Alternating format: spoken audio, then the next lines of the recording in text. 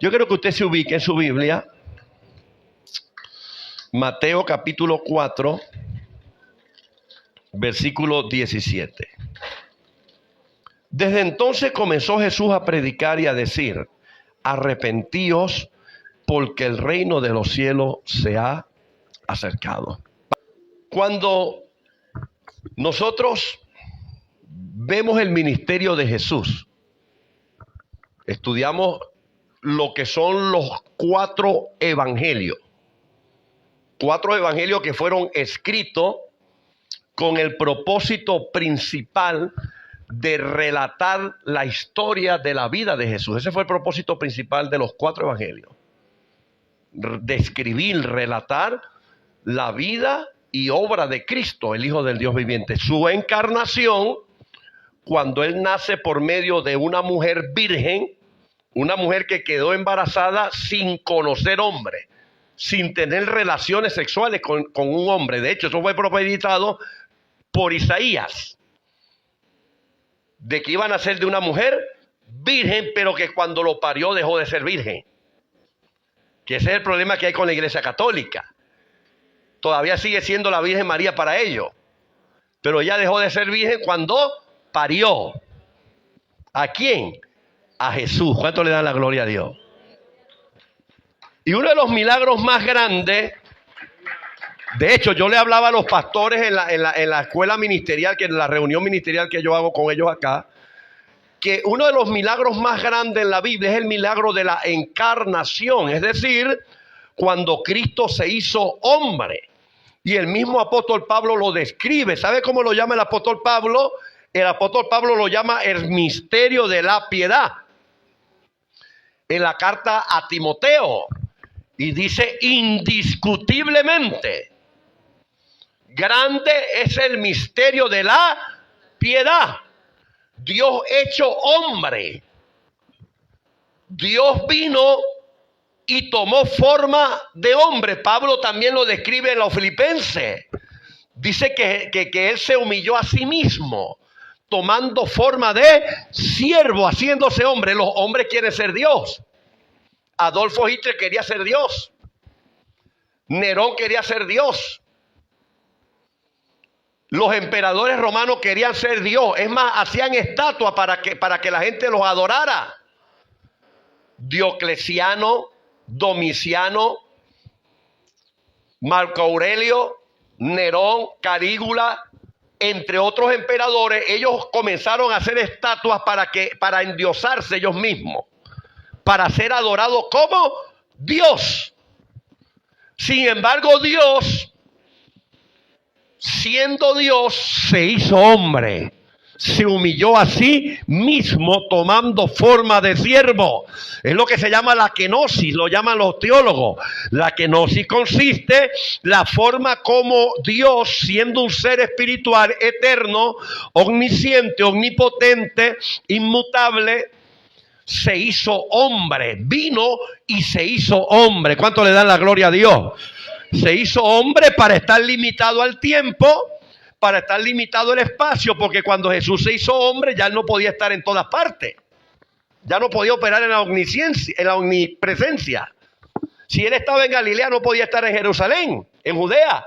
Estaba limitado a un cuerpo, estaba limitado al espacio.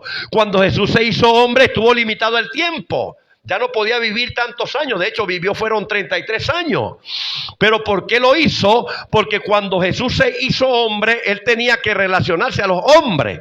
Él tenía que interceder por los hombres. Él tenía que abogar por los hombres. Por eso el autor a los Hebreos dice que tenemos un sumo sacerdote semejante a nosotros. ¿Cuánto le dan la gloria? Uno que fue tentado en todas las cosas, uno que puede comprendernos a nosotros cuando nos enfermamos, uno que nos puede comprender cuando pasamos por momentos de depresión, uno que nos puede comprender a nosotros cuando pasamos por momentos de soledad, porque Él fue hombre, porque Él sufrió rechazo, fue rechazado. Uno que te puede comprender cuando te sientes deprimido porque has pasado por alguna traición, algún fracaso, porque Él se hizo hombre para poderse hacer semejante a los hombres, para compadecerse de nosotros nosotros que somos hombres. Tenemos un sumo sacerdote que se puede compadecer de nosotros porque Él fue hecho hombre y nos entiende, nos comprende. Saben la situación por la cual estamos. ¿Cuánto le dan la gloria a Dios?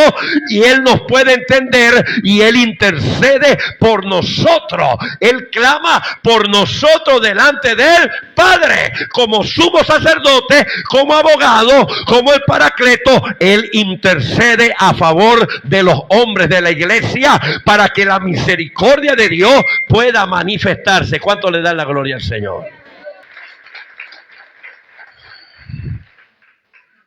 Hay evangélicos que dicen, a mí nadie me entiende, a mí nadie me comprende. O sea, nadie en los hombres, pero Jesús te comprende, Jesús te entiende, Jesús sabe tu situación, Jesús sabe la circunstancia en la cual vives. ¿Sabe por qué? Porque Él se hizo hombre. ¿Cuánto le da la gloria? Él tomó forma de hombre para poder asemejarse a nosotros y compadecerse de nosotros. Y tener compasión de nosotros. Porque algo que caracterizó a Jesús, hermano, hubieron tres cosas que caracterizaron a Jesús cuando Él se hizo hombre, cuando Él vino a la tierra. Número uno, Jesús amó al hombre. Por amor, Jesús fue a la cruz del Calvario. Efesios 5:12, capítulo 5, si mal no recuerdo, versículo 2, dice que él nos amó y se ofreció como sacrificio delante del Padre. Por amor, Él murió por nosotros. ¿Sabes qué fue lo que mató a Jesús en la cruz del Calvario? No fue desangrarse, porque Él perdió mucha sangre. Cuando Jesús murió en la cruz del Calvario, a Él se le reventó algo que se llama el pericardio.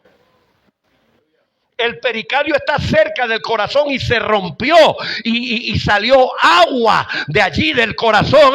Los médicos han estudiado el pericardio y cuando se rompe y se mezcla con agua con sangre, que fue lo que sucedió con Jesús, el pericardio se rompe cuando alguien muere de dolor interno. Cuando alguien muere, cuando siente un dolor interno. Cuando Jesús murió por amor, porque Él sentía el dolor de la humanidad. Por eso Isaías dice, varón de dolores, experimentado en quebranto, el castigo de vuestra paz fue sobre Él.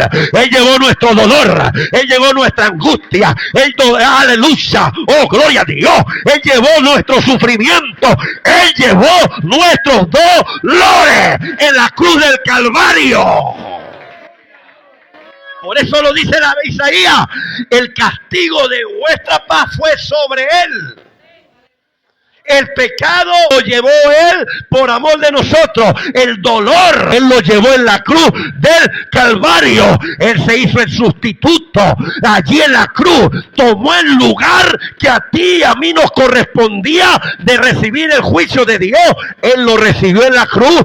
Aleluya. Él quitó la muerte de nosotros que producía el pecado y puso la vida. Él quitó en nosotros la barrera que nos impedía comunicarnos con el Padre. La rompió el velo y nos dio acceso al Padre para entrar al lugar santísimo, a alcanzar oportuno socorro y misericordia delante de Dios.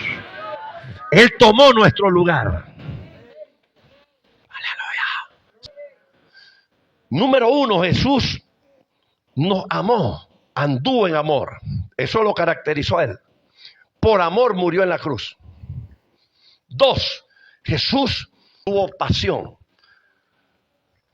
Y esa pasión lo llevó a sufrir, lo llevó a avanzar en medio del rechazo. ¿Sabe por qué Jesús no se rindió? Porque Él tenía pasión por el propósito que el Padre le había entregado. Cuando a Él lo criticaban, Él seguía avanzando, seguía predicando. Cuando a Él lo atacaban para matarlo, que en muchas ocasiones lo intentaron matar, comenzando su ministerio en Nazaret, lo subieron a la montaña para lanzarlo por un despeñadero. Pero ¿por qué Jesús no se rindió? Porque Él tenía pasión por el propósito que el Padre le entregó. Cuando nosotros tenemos pasión, no hay problema, no hay crítica, no hay hay señalamiento, no hay chisme que te detenga, no hay enfermedad que te detenga, no hay dificultad que te detenga, porque tú tienes pasión. Y cuando tú tienes pasión, tú luchas. Y cuando tú tienes pasión, tú avanzas. Y cuando tú tienes pasión, te critican, pero tú dices: yo no estoy poniendo mi mirada en el hombre, yo tengo pasión en lo que Dios me mandó a hacer, yo tengo pasión en lo que Dios me entregó, y yo sigo adelante. Esta semana yo estaba hablando con unos hermanos de acá de la iglesia, diciéndole: ¿por qué ponen la mirada en la gente? Ay, yo no voy más para la iglesia porque hablaron mal de mí, porque me dijeron. No, eso es falta de pasión, porque cuando tú tienes pasión, te dan una patada y tú sigues adelante avanzando. A Jesús lo maltrataron, a Jesús le dieron la espalda y él no se detuvo. Él no se detuvo en el propósito, porque él tuvo pasión. Necesitamos hombres y mujeres apasionados por Cristo, hombres y mujeres que, aunque le den la espalda, aunque los critiquen, aunque los señalen, no se detienen, avanzan porque tienen pasión por el propósito que Dios le entregó. Por eso Jesús no se detuvo. Su mejor amigo lo traicionó. ¿Cuál era el mejor amigo de Jesús? Judas. Era tanto, Jorge, que Jesús le dio la bolsa de las ofrendas. Él era el que administraba tenía tanta confianza en Jesús. Usted no le entrega su plata a cualquier persona. Hay hombres que ni en la mujer confían en la mujer que tiene. Esconden la plata, que no deberían. Mi esposa me administra la cuenta a mí. Los que saben, ella administra mi cuenta. La plata mía la administra ella. Ay. Aquí Dios le está hablando a varios bolsillos, a varios tacaños. Escuche. ¿Por qué Jesús no se detuvo? Porque él tuvo pasión por el propósito. Él amó a la gente y murió en la cruz. Pero ¿por qué no se detuvo en medio de la crítica? Cuando Judas lo traicionó, cuando Pedro lo negó y maldijo, porque la gente dice que Pedro negó, pero no solamente Pedro negó, Pedro maldijo. No lo conozco, y maldijo. Y juró. 3 cosas hizo Pedro: negó a Cristo, juró que no lo conocía. Lo juro, yo no lo conozco. Y maldijo. Jesús perdonó a Pedro y perdonó a Judas. Es más, Judas se mató, se quitó la vida, no porque Jesús no le haya concedido el perdón, sino por el remordimiento de conciencia. Porque Judas no se arrepintió, sino que tuvo remordimiento de conciencia. Si Judas se hubiera arrepentido, Jesús lo perdona. Porque Jesús estuvo dispuesto a perdonar a todos. De hecho, cuando Jesús iba del pretorio a la cruz, ¿qué decía? Señor, perdónalos porque no saben lo que hacen. Señor, perdónalos. Es tremendo, ¿no? Lo más difícil que hay es perdonar. Su yerno le mató a su hija, más de 20 puñaladas. Y Gille Ávila, con el dolor que sentía por la muerte de su hija, fue a la cárcel y le dijo al yerno: te perdono, yo te perdono, busca de Cristo. Y lo abrazó. Eso significa tener el corazón de Cristo. Aleluya. No es fácil, hermano. No es fácil perdonar. No es fácil. Pero es necesario. ¿Cuánto le dan la gloria?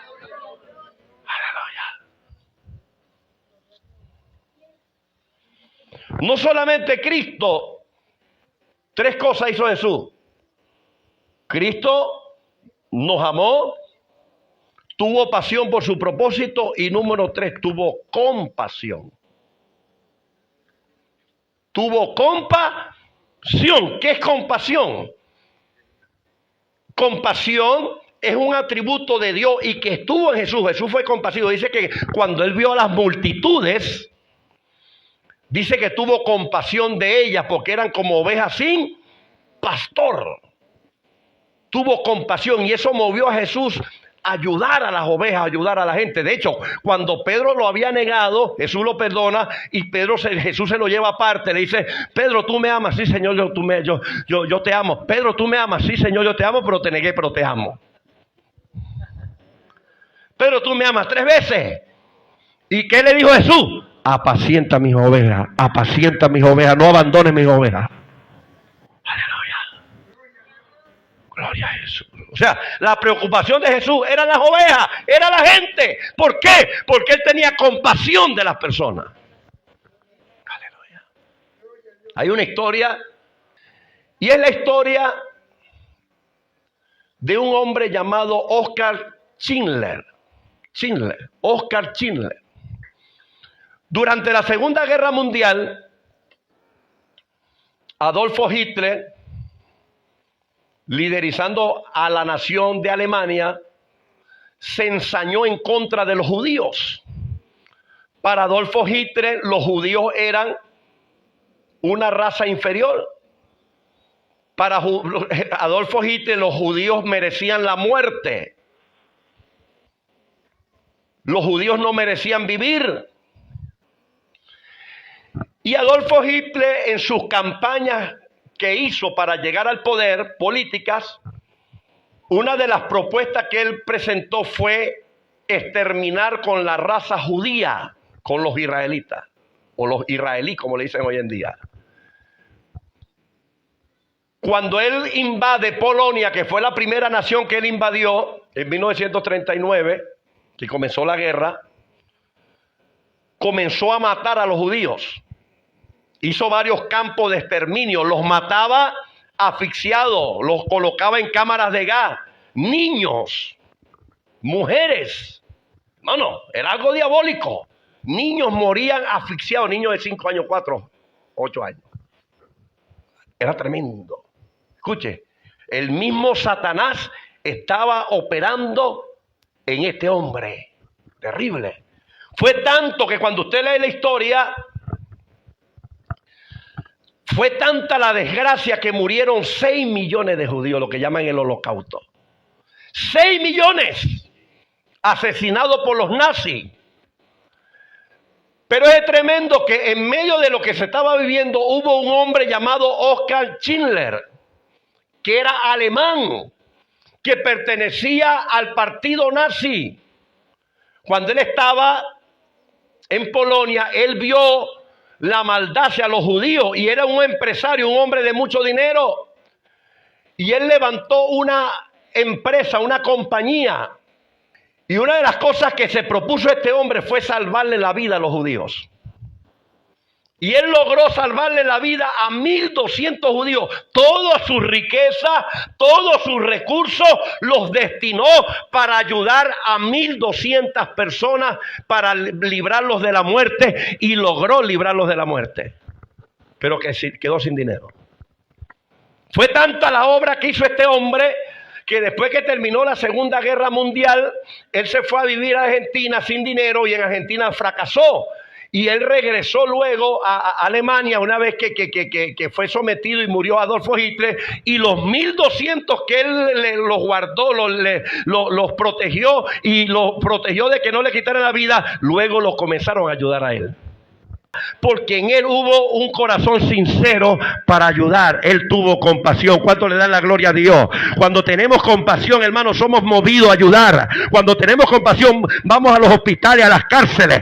Aleluya. Yo me gozo cuando yo veo la foto de los hermanos, cuando van a las cárceles, cuando van a los hospitales, cuando van al ministerio de la calle, porque eso se llama compasión. Porque Dios quiere una iglesia compasiva. Dios quiere una iglesia que se sacrifique por los demás. Dios quiere una iglesia compasiva. Aleluya. Jesús tuvo compasión de las ovejas que andaban sin pastor. Y eso movió a Jesús para ayudar, para guiar a las ovejas. ¿Cuánto le dan la gloria a Dios? Y Jesús dijo: yo soy el buen pastor y yo doy la vida por las ovejas. ¿Cuánto le dan la gloria al Señor? Aplauda al Rey de Reyes.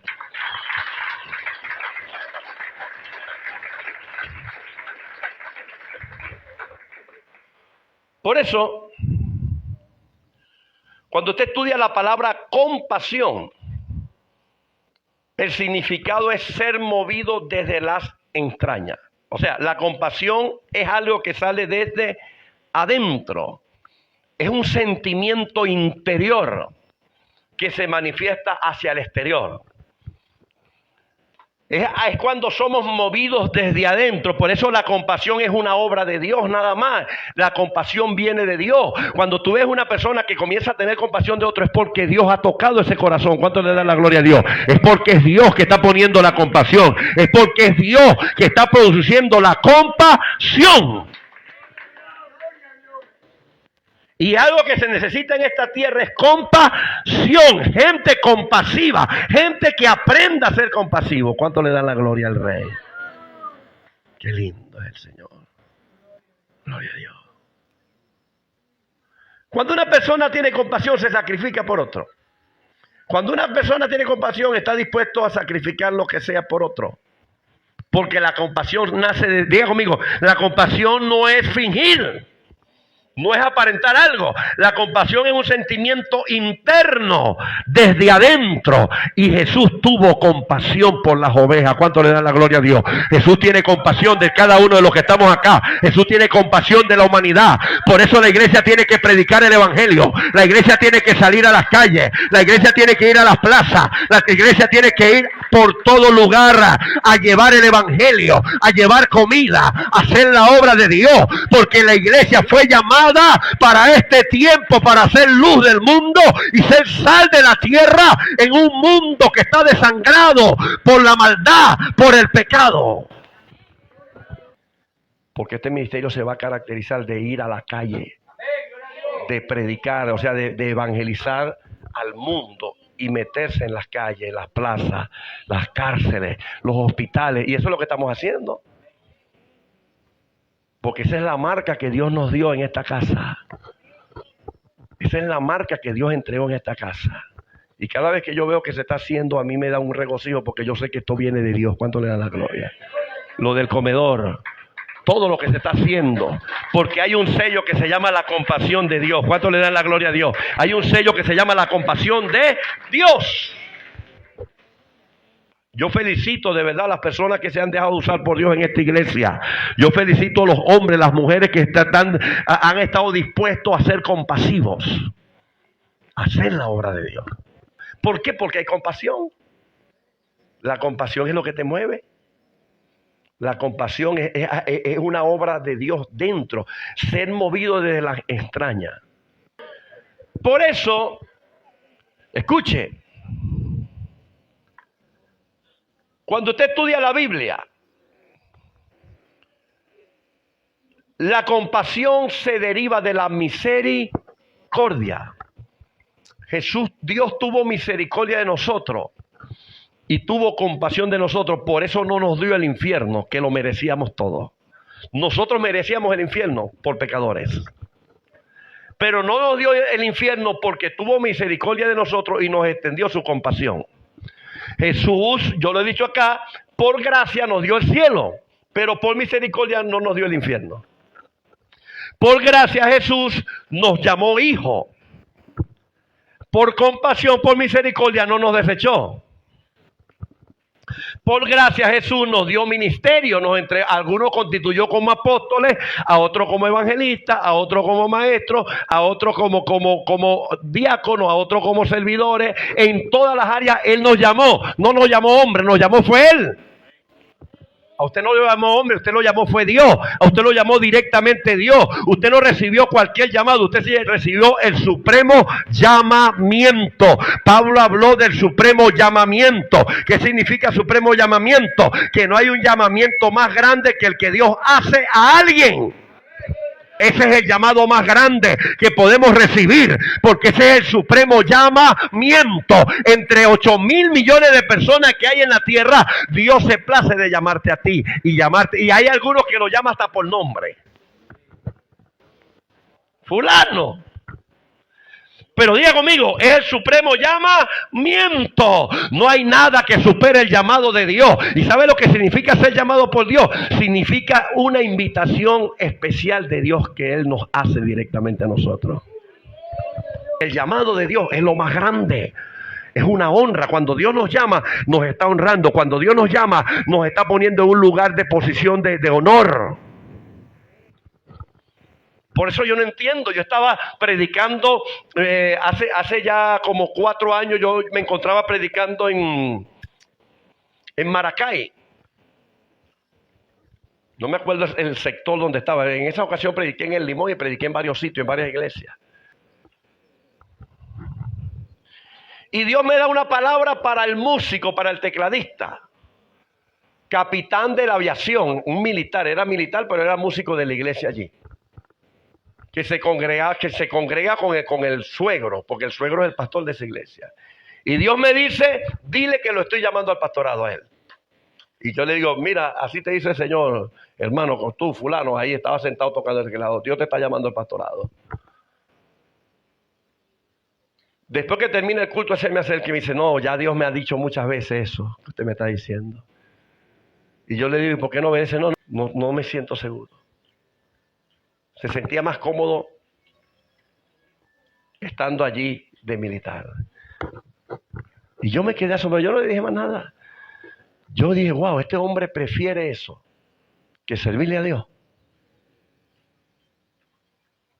Eso a mí me tocó, yo no, es tremendo. Porque hay gente así, hermano. Hay gente que para ellos cualquier cosa es más importante que servirle a Dios. Para ellos cualquier cosa es más importante que ser llamado por Dios. Pero cuando Dios nos llama es una honra.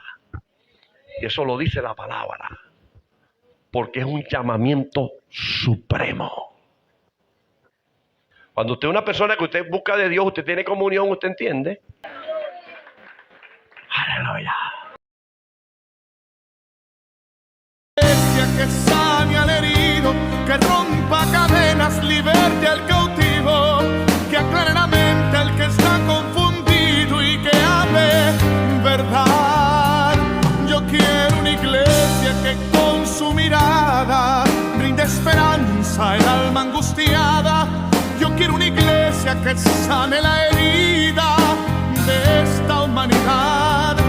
Yo quiero un rebaño donde mis ovejas se sientan seguras y llenas de paz, donde mi palabra sea su alimento, allí quiero morar.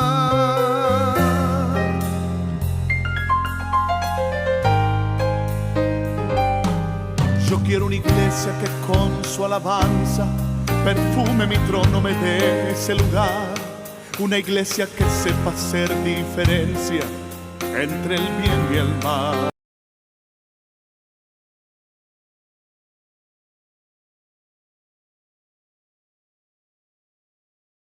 ¿Cómo te llamas tú? Miliani. Miliani. ¿Qué sucedió, Rosita? ¿Cómo fue el milagro? ¿Qué tenía ella? Bueno, pastor, para que entiendan esto, voy a tratar de resumirlo, pero es un testimonio largo. Desde el principio del embarazo, a mí me costaban mucho los embarazos, no se me daban. Y al principio del embarazo de ella, la doctora me dice, por lo tanto no nos podemos hacer ilusiones, lleva las cosas con calma, vamos a esperar a ver qué pasa. Ya iba como que algo negativo desde un principio. Y yo dije, bueno, que sea la voluntad de Dios. Después, al siguiente mes, amenazas de aborto y todo lo demás. Entonces, yo dije, bueno, Señor, que sea tu voluntad. Yo te entrego este embarazo, si es tu voluntad que se dé, que se dé. Así culminé mi embarazo con amenazas de aborto, con problemas. A los 6 meses de embarazo me dio un principio de ACV. Yo quedé inconsciente como 6 horas. Y mi hermana fue la que me sacó al hospital y mi hermana cuenta que cuando ella estaba afuera la llaman y le dicen que entre la vida de quién decide, si la de la niña o la mía. Y mi hermana les dice que nos dejen quietas, porque yo no soportaría despertar y que me hayan intervenido el embarazo. Me dejaron quieta, yo reaccioné y eso, bueno, me dieron de alta, cumplí mi embarazo. Sin embargo, ella nació de 8 meses. Nació con demasiadas dificultades respiratorias y todo eso. Eso recorrimos pediatras, agotamos como que quien dice todas las opciones aquí en Barquisimeto. Ningún médico daba con lo que la niña tenía. Ella lloraba y se ponía morada. Se ponía morada. Quiero que tú me digas qué se le diagnosticó a la bebé. ¿Qué fue lo que se le diagnosticó? Para un diagnóstico como tal tuvimos que recurrir a Colombia. Los médicos de Colombia fue lo que dieron específicamente que era. Ellos me dijeron que la niña estaba con un síndrome de cucoluchoide y de cianosis. La cianosis es lo que le cortaba el oxígeno, la ponía morada. Eso la llevó a convulsionar muchas veces. Entonces llegó el punto donde un doctor me dijo pues que la veía tan mal que todos los síntomas que tenía la niña era de leucemia. O sea, tenía leucemia. Leucemia es cáncer en la sangre. O sea, tenía cáncer en la sangre. ¿A qué edad le diagnosticaron eso? A los 3 años. Y los doctores no me daban posibilidades de mucho. Me decían esto es un 50 y 50. Estamos en si pasa de los 5 años o no. Increíble. ¿Cuánto le da la gloria al Señor? Ella está aquí con ganas de llorar porque esto es un milagro. ¿Cuánto le da la gloria al Rey de Reyes? Dios es poderoso. Tenía líquidos en los pulmones y en los riñones. ¿Cuánto tiempo llevabas? Tenía tiempo. Tenía como más o menos como 2 meses. Y yo, de hecho, hubo un culto, bájate un poquito más. Hubo un culto que él vino muy hinchado. No sé si alguno de ustedes se acuerda. La cara, hinchado, que yo dije, wow, pues Ramón sí está bien hinchado. Eso fue un culto antes de la sanidad. No sé si alguno se acuerda acá que él vino demasiado hinchado y eso era retención de líquido. Y de hecho hubo un domingo que se le ministró aquí que se te declaró sanidad. Ese día, ese día ¿Qué sentiste? Porque yo te ministré de este lado y tú caíste. Yo me acuerdo. ¿Qué sentiste en medio de la oración? yo sentí como un frío, como iba saliendo de los pies hasta hacia arriba, pues, ese día. El día siguiente yo iba para el médico, Lili, ¿no? Iba para el médico para que me chequearan los pulmones, para ver si yo tenía líquido, ¿eh? Me habían dicho que si yo tenía líquido me iban a meter un tubo para sacarme el líquido, pero que si yo no tuviera líquido no me iban a hacer eso. Ese día del domingo, esa es la oración. Cuando se le está ministrando él cae, él comienza a danzar, no sé cuántos se acuerdan, él cayó aquí bajo la presencia de Dios y danzaste bastante. Sí, amén, así fue. Cuando Lili me lleva para el médico en Ascardio, ella me lleva, cuando el doctor me hace un eco, me dice, hijo, pero tú no tienes nada, tú no tienes líquido. ¿Cuánto le dan la gloria a Dios? No, con eso es suficiente. ¿Quién lo hizo? Cristo. ¿Cuánto le dan la gloria a Dios? ¿Cómo te llamas tú? ¿Qué el médico te dijo? Bueno, que me tenía todos los 6 discos de la columna, todo totalmente desgastado. Y que en cualquier golpecito caída podía quedar en una silla de ruedas. Válida. ¿Hace cuánto tiempo fue ese diagnóstico? Bueno, ya yo tengo ya 3 años. 3 años que te dio el diagnóstico. Escucha, ¿cómo llegaste hoy en la mañana? ¿Qué sucedía con tu columna? Bueno, me dolía mucho. Llegaste con mucho dolor. Es más, me iba a subir, pero en una moto, más rápido, pero caminar. Llegaste mucho dolor. Con mucho dolor, ¿no ibas a venir? Yo me iba a venir, sí, pero voy a pagar una moto. Viniste en una moto. ¿Qué sucedió en la oración? Bueno, yo sentí algo que nunca lo había sentido, pues. Que nunca lo había sentido. En las administraciones que ha hecho. Porque tú muchas veces has caído, pero tú nunca habías sentido lo que sentiste hoy. Hoy sentí como un calor, pero en todo, no en la columna, sino en todo el cuerpo, desde los pies hasta la cabeza. Que nunca lo había sentido. Sí. ¿Y qué no podías hacer por lo de la columna? Agacharme. Agáchate. Y haz lo que no podías hacer. Eso no lo podías hacer. Dóblate. Ponte atrás, Cornelia, atrás. Dóblate nuevo. Mira hasta dónde le llegan las manos. Tú no podías doblar. No, yo me tenía que sentar así. ¿Pero por qué tú crees que lo puedes hacer? ¿Ah? ¿Por qué tú crees que lo puedes hacer? Porque Dios me sanó. Dios es bueno. Vamos a aplaudir al Rey de Reyes, Señor de Señores. Ella pastorea con su esposo en Perú, una de las iglesias de nosotros. En Sarumbilla, Perú. ¿Qué te sucedía? Hace aproximadamente 2 años comencé con una tos bien fuerte y hasta me hospitalizaron, me pusieron oxígeno y todo allá en Perú. Bueno, me trasladaron hasta Ecuador porque estaba bien fuerte eso, ¿no? Y después de un tiempo me diagnosticaron asma alérgico cuando nunca yo había sufrido de asma. ¿Te diagnosticaron allá? Allá. Un asma alérgico. ¿Cómo fue la sanidad? ¿Cuándo sucedió? ¿Cómo fue? Cuando yo llegué a Venezuela, en el primer culto, de la iglesia. Pero eso fue un domingo aquí. El primer domingo que yo vine al culto, Pasaste a la oración. pasé a la oración, sentía que ya tenía la señal. Cuando hicieron el de pastor, la honra de pastores que quemaron, bueno, cuando a mí me diagnosticaron el asma, me dijeron que mi asma, cuando quemaban, eso era lo que me producía a mí el asma, cuando lavaba y quemaba. Ese día de la honra, hubo demasiado humo aquí. Bastante. Ahí se le puso a prueba si Dios la había sanado o no la había. ¿Y qué sucedió ese día? Todos preocupados por mí, mi mamá, Francis, Catherine. Que ay, hermana, te dio asma, te dio asma. Hasta hermanos que ni sufren de eso les dio asma. Y a mí no. Porque quedaste sana. Porque quedé sana, Dios me sanó. Y mire, a mí me daba esa asma todos los días. O sea, desde que a mí me diagnosticaron ese asma hasta que yo llegué a Venezuela, yo tuve asma. Y ya Dios me quitó el asma. ¿Cuánto le da la gloria es para Dios? Ella me mandó unos mensajes por el teléfono, el pastor, hay un testimonio. ¿Qué fue lo que sucedió? Bueno, hace 4 meses ella venía padeciendo de una bacteria. Ella le detectaron en el estómago. ¿Bacteria en dónde? En el estómago. Ella la tenía bastante fuerte. Entonces, bueno, esos 4 meses, bueno, yo andaba de médico en médico. Era la mujer de los restos. ¿Y le diste mucho medicamento? Sí, en esos meses se le dio, ¿verdad? Y los tratamientos no hicieron. O sea, la niña enferma, porque es peor.